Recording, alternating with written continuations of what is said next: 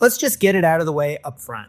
Donald Trump is assembling a government of billionaires, the likes of which the United States has never seen. But if all goes according to plan, about 15 people who have been described as billionaires will have key jobs in the administration. 16 if you count the big guy himself. That's not counting the billionaires with no formal role, who have nonetheless been invited to Mar-a-Lago to advise the incoming president behind the scenes, or who have been widely reported to have the incoming president's ear. I'm having dinner with everybody. People like me now. So let's start with the cabinet. Linda McMahon, who's going to be education secretary, she's Linda McMahon of the McMahons, of Vince McMahon, of the WWE. So they're putting a wrestling magnate in charge of education. She's the former CEO of WWE, facing a lawsuit now over allegations that she allowed a WWE employee to exploit young boys during her time in charge. There is Doug Burgum, a North Dakota tech billionaire, or sometimes reported as billionaire, who's going to be running Interior Secretary. So that's good news for oil and gas development. Wants to get energy prices down for all Americans, and he wants to do that through expanding U.S. production, sell more energy to our friends and allies. Scott Bessent, a hedge funder who's on tap for Treasury Secretary, which probably is the most normal sounding thing here. President Trump is a big idea guy, and he generates a lot of these himself. Howard Lutnick, a finance CEO from Cantor Fitzgerald, is going to be Commerce Secretary. We must elect Donald J. Trump president because we must crush jihad! For Small Business Administrator, we have former Georgia Senator Kelly Loeffler, whose husband is chairman and CEO of the company that owns the New York Stock Exchange. Funny pick for Small Business Administrator. She famously lost a special election that helped give Democrats the Senate. About attempts by supporters of former President Donald Trump to overturn the 2020 election. That includes former U.S. Senator from Georgia, Kelly Loeffler. And so that's, 5 people that he's appointed for his immediate cabinet. But it's kind of tame compared to the people who are going to be taking other administration jobs or serving Trump in other ways, formally or informally. So the most obvious example of this is Elon Musk. He spent about $250 million to get Trump and Republicans elected this year. Take over, Elon, just take over. We have a man who has a seriously high IQ. I'm a person that believes in high IQs, and his is about as high as they get. If you add in the purchase of Twitter, which is now X, which he turned into a giant misinformation portal for Donald Trump, that goes to about $44.25 billion. He is in charge of Doge, the newly created, not quite real, not quite fake Department of Government Efficiency. He's joined by Vivek Ramaswamy, also a billionaire who will be co-chairing the Doge committee with Musk. There's exactly one person in the Republican Party which talks a big game about reaching young people, and that's me. Silicon Valley venture capitalist David Sachs, who is sometimes described as a billionaire, will be the AI and crypto czar. Good evening, America. I'm David Sachs, a legal immigrant who worked hard to achieve the American dream. I guess the first entrepreneurial thing I did was PayPal. I had about a 6-month conversation with Peter Thiel, who was the CEO. It's not clear what that means, but so many people in this orbit are heavily invested in crypto and in the future of crypto. I will fire Gary Gensler and appoint a new SEC chairman. It's hard to see that as something pretty good for the public interest. Steve Witkoff is a New York City real estate billionaire, or sometimes reported as billionaire, who is heavily enmeshed in the sovereign wealth funds of Gulf petrostates. He'll be joining the administration. Before January 20th. I would say They better be. right. I would say that. And then you have my favorite character of all, not a billionaire by any stretch, it turns out, but who was widely reported to be a billionaire, and that's Mossad Boulos, who is Tiffany Trump's father-in-law, which is a great way to get a job in the Trump administration. There's a huge shift towards the Republican Party and towards President Trump. He was supposed to be a billionaire. We kept reading about how he was a very, very rich guy, and it turns out he just owns a trucking business. So in addition to Tiffany Trump's father-in-law having some role in the administration, Ivanka Trump's father-in-law is also going to be joining the administration. That's Charles Kushner, who you didn't hear from for a while because he was in prison, but he was ultimately pardoned by Trump. He's worth several $billion. He's got a son, Jared Kushner, that you may have heard of, and he's going to be ambassador to France, which I find kind of funny. Why can't they have people of modest means? Because I want people that made a fortune. All told, the collective wealth of these guys and Trump's federal orbit is about $500 billion.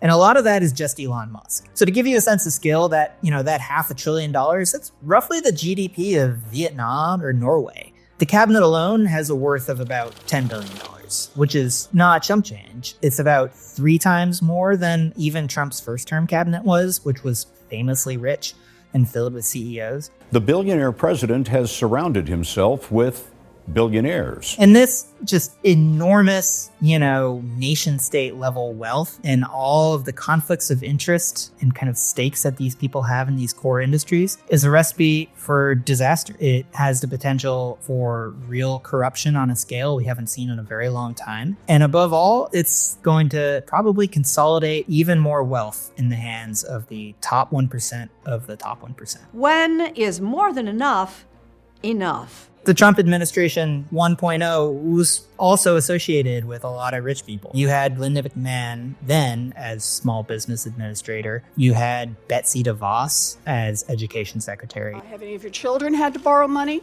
in order to go to college? They have been fortunate not to. But prior to that, there really hadn't been very many billionaires. Obama had Penny Pritzker as commerce secretary. She comes from this Chicago hotel dynasty. Henry Paulson, who was a George W. Bush Treasury Secretary, I guess would technically be a billionaire if you factor that in for inflation. And then I think the most obvious example would be Nelson Rockefeller, who had to be approved by the Senate to serve as Gerald Ford's vice president after the Nixon resignation. This is the tragedy of the way these things are leaked, twisted, and that's why I asked to come before the committee to be able to explain all of this. And people argued that he was basically too big to take on a role like that because his personal interests were so vast that they were going to maybe be in conflict with the public interest. So that was possible to maybe be too rich. We tend to say that we're in the middle of a new Gilded Age. I've written about this for Mother Jones, and we're basically talking about a handful of people controlling all of these big major industries. You think about the robber barons, you think about the Rockefellers, you think about the Vanderbilts, the Carnegies, and things like that. And there's a lot to say for that when you look at Silicon Valley and the huge consolidation of these big tech monopolies. The Silicon Valley's high-end real estate market is setting records right now for how fast mega mansions are being sold. It's very Gilded Age, these kinds of the rise of company towns and stuff like that. By one measure, we actually are even more unequal in terms of income inequality now than we were back then. Today in America, we have more income and wealth inequality than ever before. We talk a lot about... On the other hand, you're associating barons from way back then with building these big industries that still shape the way we live. I mean, they built the railroads, they built these big universities, they controlled all of these vast extractive industries and all of that, and set up all these banking institutions. And so we're still living in kind of their footprint in a lot of ways. We say that the robber barons at least built railroads.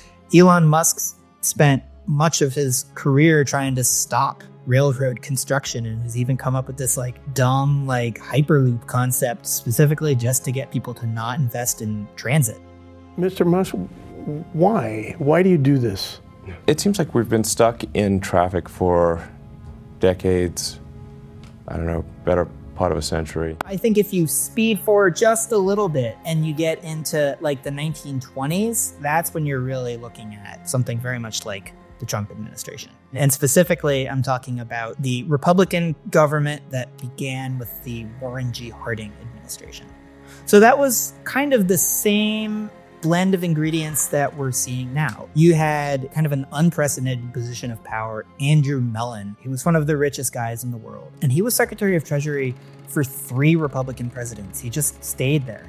And all the while, there were efforts to impeach him. Then he was just enriching himself with this job because everything the Treasury Secretary touched would in some way kind of affect Andrew Mellon's businesses, and he just grew richer and richer and had all of this power. And so there's kind of an Elon Musk parallel there. And the administration was just staffed with the absolute gooniest of goons who were just brought in because of personal loyalty and low-key corruption and lack of any discernible code of ethics other than loyalty to their person who had hired them. The Harding administration was dominated by something called the Ohio Gang, which is just a bunch of guys from Ohio who were all buddies and kind of getting kickbacks together. You have a Justice Department that was run by a crook. You had a special assistant to the head of the Justice Department who was like his bag man. You have a Veterans Bureau that was run by a crook. You had an Interior Secretary who was a crook. You have these big, in present day dollars, billionaire donors who were trying to get a little bit of return on their investment. I mean, it was one of the most scandalous administrations in American history, and I don't think it's a coincidence that there was so much big money splashing around. It was not a great time. And it didn't end very well either. The 1920s were a time of not very well regulated banking and stock market and things like that it culminated with the great stock market crash and then the Great Depression, which is ultimately what got Andrew Mellon out of office just ahead of impeachment proceedings. It was a big experiment in kind of this decadent Republican blend of graft and oligarchy, and it was a disaster. So the sum of all of this is Andrew Mellon got a lot richer, a lot of guys went to prison, and the American people ended up footing the bill. That's right on deck for the second Trump administration. You're looking at more tax breaks, more ways for the ultra wealthy to save their money. They're looking at going after things like the IRS, which recoups a lot of money from enforcing taxes on the ultra wealthy. So they want to get rid of that. They're going after financial checks on irresponsible banking systems. Means that you're looking at things like the Justice Department, the FBI, that are going to be wildly politicized in a way that's very dangerous for critics or the free press or anyone like that. Yes, we're going to come after the people in the media who lied about American citizens, who helped Joe Biden rig presidential elections. We're going to come after you. Above all, with the incredible historic influence of Elon Musk, you're allowing just one guy worth roughly $500 billion to have this agenda-setting power where he can just send a tweet and all of a sudden children's cancer research is being defunded. You called it absolutely criminal. Walk us through why. Well, listen, not just me. I think Elon Musk called it criminal too, because, I mean, it's terrible. And I will be voting no on this bill from what I have seen. Give me a good bill. Give me something that actually makes sense to me. Don't fill it full of pork and then tell me that it's something that it's not. You have a lot of situations where you're going to be having foxes guarding the hen house. One lesson of the 1920s is actually you do want to be, regulating the financial sector pretty robustly. It's not really clear what everybody else is getting in the deal. Otherwise, very compelling episodes of C-SPAN. Solemnly swear to tell the truth, the whole truth, nothing but the truth, so help you God. If there's anything that we're going to get out of this, it's going to be a very hard-earned lesson. Republicans learn then what they may come to understand again over the next 4 years, which is this is really no way to run a country. But for a beautiful moment in time, they created a lot of value for their shareholders.